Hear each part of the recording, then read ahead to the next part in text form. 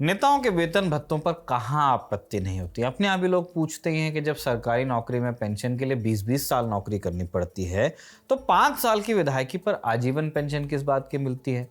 5 साल बाद सांसद बन गए तो विधायकी के साथ सांसदी की पेंशन मिलने लगती है, और इसके बाद कोई और ऊंचा पद मिल जाए तो उसकी अलग पेंशन। अब दुख सबको होता है, लेकिन आपस में चर्चा करके खत्म करना पड़ता है, क्योंकि नेता अपनी तनख्वाह पेंशन तो कम करने से रहे, हाँ आपकी जरूर उड़ा देंगे। खैर, ये अपने यहाँ का हाल है, लेकिन एक देश ऐसा भी है जो नेताओं को मिलने वाली सुख सुविधाओं के मुद्दे पर जल रहा है। वहाँ की सड़कों पर सैकड़ों हजारों प्रदर्शनकारियों ने जमावड़ा जमा लिया है और लोग वहाँ के नेशनल पुलिस चीफ के इस्तीफे की मांग भी कर रहे हैं। दुनिया में सबसे ज्यादा मुस्लिम आबादी वाले देश इंडोनेशिया की बात कर रहे हैं। वहाँ पिछले महीने 25 अगस्त से प्रदर्शन शुरू हुए। हुआ है कि राष्ट्रपति प्रोबोवो सुबियांतो एक कानून लेकर आए जिसके तहत वहाँ के सांसदों को एक्स्ट्रा हाउसिंग अलाउंस मिल रहा है। इस अलाउंस में मिलने वाली रकम आम इंडोनेशियाई की आय से 10 गुना से भी ज्यादा है और इसी बात से लोग भड़के हुए हैं। इस समय इंडोनेशिया खराब आर्थिक दौर से गुजर रहा है। मौजूदा राष्ट्रपति प्रबोवो सुबियांतो भी इसी मुद्दे पर जीत कर आए थे, पर उनके आने के बाद भी कुछ बदला नहीं है। उन्हें राष्ट्रपति बने 2 साल भी पूरे नहीं हुए, पर कॉस्ट ऑफ लिविंग बढ़ गई। अगस्त 2025 में बैंक ऑफ इंडोनेशिया ने कॉस्ट ऑफ लिविंग में 2.31% की बढ़त रिकॉर्ड की, यानी इंडोनेशिया में रहना अब महंगा हो रहा है। ये बात सरकारी आंकड़े ही बताने लगे, तो इसलिए जनता नाराज थी और पिछले महीने से प्रोटेस्ट कर रही थी। होता यह था कि राजधानी जकार्ता में संसद भवन के सामने लोग आते, नारे लगाते और चले जाते। इस तरह के प्रदर्शन जकार्ता में कुछ और इलाकों में भी हो रहे थे, पर 28 तारीख को एक ऐसी घटना हो गई जिसने प्रोटेस्ट को और भड़का दिया और ये प्रोटेस्ट राजधानी जकार्ता से निकलकर और शहरों में पहुंच गया। क्या हुआ था इस दिन ऐसा? दरअसल अफान कुर्नियावा नाम का एक नौजवान प्रोटेस्ट साइट से गुजर रहा था। एक फूड डिलीवरी सर्विस में काम करता था, यानी खाने का ऑर्डर घर घर पहुंचाता था। 28 तारीख को इंडोनेशिया की पुलिस ने अफवान को सड़क पर खूब पीटा।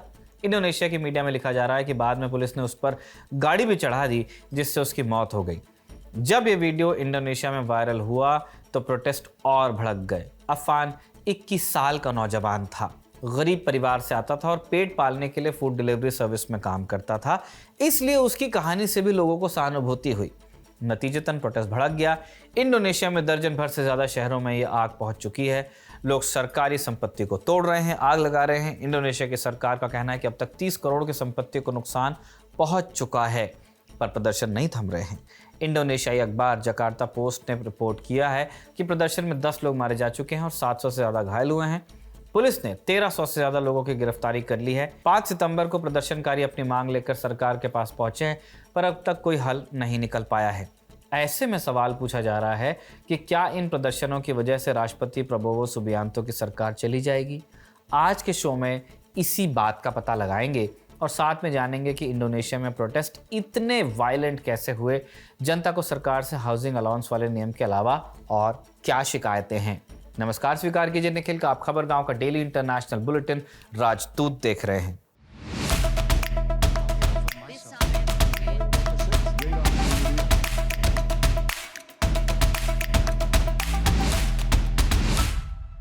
इंडोनेशिया साउथ ईस्ट एशिया में पड़ता है। इसके उत्तर में मलेशिया, पापुआ न्यू गिनी और ईस्ट तिमोर और दक्षिण में ऑस्ट्रेलिया आता है। इंडोनेशिया दुनिया का सबसे बड़ा द्वीपीय देश है। 17,000 से ज़्यादा द्वीपों से मिलकर बना है, पर इंसानों की बसाहट लगभग 6,000 पर ही है। इनमें से एक आइलैंड है जावा और यही मौजूद है इंडोनेशिया की मौजूदा राजधानी जकार्ता। मौजूदा इसलिए कह रहे हैं क्योंकि ये बदलने वाली है। नुसंतारा जो बोर्नियो द्वीप पर है, अब वो राजधानी बनेगी। वहाँ कंस्ट्रक्शन होते ही आ रहा है। ऐसा क्यों हो रहा है? क्योंकि जकार्ता शहर लगातार धंस रहा है। मीडिया रिपोर्ट्स बताती हैं कि हर साल 7 से 10 सेंटीमीटर इस शहर की ज़मीन अंदर जा रही है, समंदर में समा रही है। इसकी एक बड़ी वजह वहाँ की बढ़ती आबादी है। जानकारों का कहना है कि जब लोगों की आबादी बढ़ेगी तो उनकी ज़रूरतों के लिए बेसिक चीज़ चाहिए, यानी कि पानी। अब समंदर के पानी को हर जगह इस्तेमाल नहीं किया जा सकता, इसलिए लोग ज़मीन खोदकर पानी निकाल रहे हैं। जैसे जैसे पानी निकाला जा रहा है, ज़मीन धंस रही है। ऊपर से जनसंख्या बढ़ने से इस शहर में प्रदूषण भी बढ़ रहा है, इसलिए राजधानी को यहाँ से किया जा रहा है शिफ्ट। खैर, हम इंडोनेशिया की बात कर रहे थे, है ना, एज अ होल।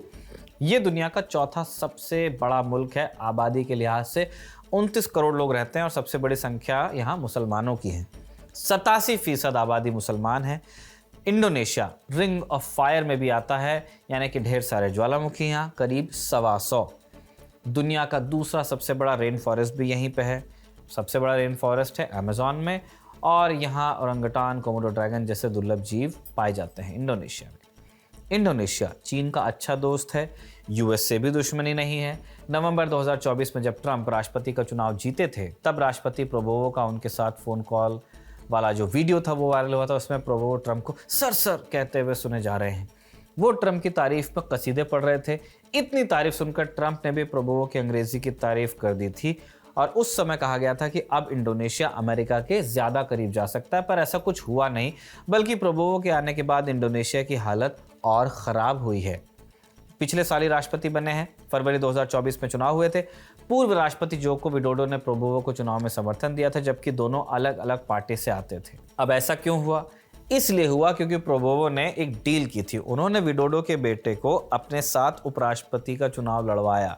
विडोडो खुद चुनाव नहीं लड़ सकते थे क्योंकि 2 बार राष्ट्रपति वो बन चुके थे, टर्म लिमिट है। संविधान के मुताबिक तीसरी बार चुनाव में उतर नहीं सकते थे। अपने लड़के को खड़ा करते तो हार जाते, कम से कम सर्वे यही बता रहे थे। इसलिए उन्होंने प्रोबोवो को समर्थन दिया ताकि अपनी राजनीतिक विरासत को बचा सकें और भविष्य में अपने लड़के को चुनाव लड़वा सके। प्रोबोवो पहले ही राउंड में जीते, 56% से ज़्यादा वोट उन्हें ही मिले और अप्रैल में सत्ता भी मिल गई। 2024 तो शांति से बीता इसके बाद, लेकिन 2025 की शुरुआत से ही उनकी सरकार के खिलाफ प्रोटेस्ट होते आ रहे हैं। फरवरी 17 को पहला प्रदर्शन शुरू हुआ। इसकी वजह थी नया बजट। दरअसल नए बजट में प्रोबोवो ने शिक्षा और पब्लिक हेल्थ में बहुत पैसा काट दिया था, जिसकी वजह से नौजवान, खासतौर पर छात्र, प्रोबोवो के खिलाफ सड़क पर उतरे। पर प्रोबोवो ने बजट में कटौती की क्यों? सबसे बड़ी वजह थी उनका फ्री न्यूट्रिशियस मील प्लान। इसके तहत इंडोनेशिया की सरकार ने बच्चों के लिए फ्री खाने की व्यवस्था की है, क्योंकि यहाँ बच्चों के बीच कुपोषण एक आम समस्या है। हर 5 में से 1 बच्चे का कद उसकी उम्र के हिसाब से छोटा है, और हर 14 में से 1 बच्चा कद के हिसाब से बहुत दुबला है। इसकी वजह से भविष्य में इन बच्चों के विकास में बाधा आने और उनके बीमार होने का खतरा बढ़ गया है।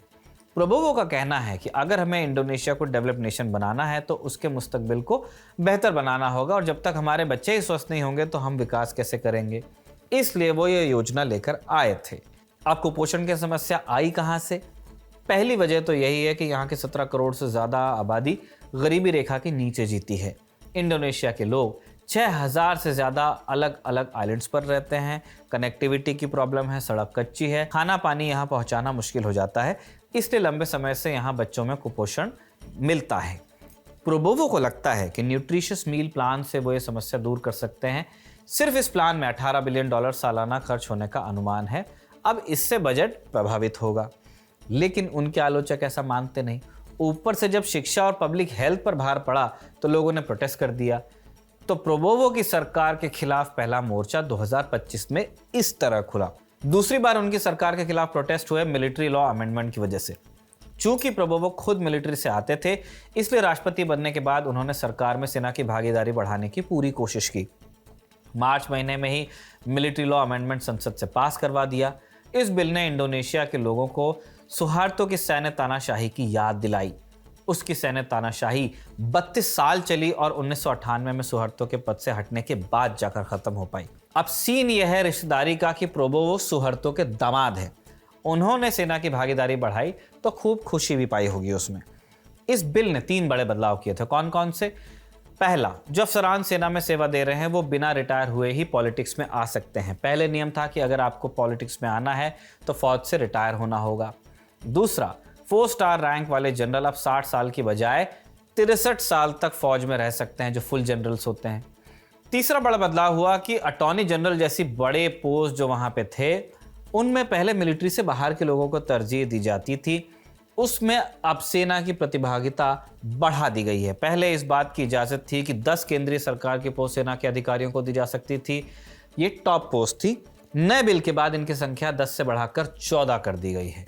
इंडोनेशिया की ह्यूमन राइट्स वॉचडॉग इम्पार्शियल के अनुसार इस कानून के आने से पहले ही जो नागरिक संस्थान हैं, सिविल अथॉरिटीज़ हैं, वहाँ 2600 से ज़्यादा फौजी काम कर रहे थे या फौज से जुड़े लोग काम कर रहे थे। अब इसके और बढ़ने के चांसेस हैं। इसलिए जनता ने प्रोबोवो के इस बिल का विरोध किया और इस तरह मार्च महीने में राष्ट्रपति प्रोबोवो के खिलाफ दूसरा बड़ा प्रोटेस्ट हुआ। तीसरा प्रोटेस्ट अब चल रहा है। वजह हमने शुरू में बता दी कि प्रोटेस्ट सांसदों के एक्स्ट्रा हाउसिंग अलाउंस मिलने की वजह से शुरू हुए थे, पर अब खबर आई है कि सरकार ने इसमें कटौती भी कर दी है। लेकिन जो फूड डिलीवरी बॉय की हत्या हुई थी उसने प्रोटेस्ट को नया रूप दे दिया है। कैसे? इंडोनेशिया के लोग डिलीवरी बॉयज को सपोर्ट करने के लिए ऑनलाइन खाना ऑर्डर कर रहे हैं और इसे डिलीवरी बॉयज को ही दे रहे हैं। ये ट्रेंड इंडोनेशिया के बाहर भी गया है। साउथ ईस्ट एशिया के कई देशों ने इंडोनेशिया में हुई हत्या की वजह से इस ट्रेंड को अपनाया है। बीबीसी की रिपोर्ट बताती है कि ग्रैब और गोजेक, इन दो फूड डिलीवरी ऐप से लोग ज्यादा खाना ऑर्डर कर रहे हैं, सॉलिडेरिटी दिखाने के अपने अपने तरीके अपना रहे हैं। आप इस पर क्या सोचते हैं हमें कमेंट बॉक्स में ज़रूर लिखकर बताइएगा। यहीं पर राजदूत कंक्लूड होता है, जो बड़ी खबर सेगमेंट है। चलते चलते आपको एक अपडेट दे देते हैं डोनाल्ड ट्रंप से जुड़ा। हम कई दिनों से राजदूत में सवाल पूछ रहे हैं कि क्या भारत ने अपने एक ज़रूरी सहयोगी यानी अमेरिका को खो दिया है। अब ट्रंप ने इस मुद्दे पर टिप्पणी की है। 5 सितंबर को उन्होंने ट्रूथ सोशल पर लिखा, looks like we have lost India and Russia to deepest darkest China, may they have a long and prosperous future together, president Donald J Trump. लगता है कि हमने भारत और रूस को खो दिया है और ये दोनों अब चीन के खेमे में जाकर खड़े हो गए। हमारी शुभकामना है कि इन सब का भविष्य शुभ हो। ट्रंप ने इस पोस्ट के साथ जिनपिंग, मोदी और पुतिन की एक पुरानी तस्वीर भी शेयर की है। तो अब हम लेंगे वीकेंड के लिए विदा। आपसे मुलाकात सोमवार को होगी, ऐसी कामना के साथ अब करते हैं टाटा बाय बाय। शो कैसा लगा कमेंट बॉक्स में लिख के बताइएगा। इस शो को लिखा है हमारे साथ ही साजिद ने और आनंद ने इसे रिकॉर्ड किया है। आप देखते रहिए खबरगांव।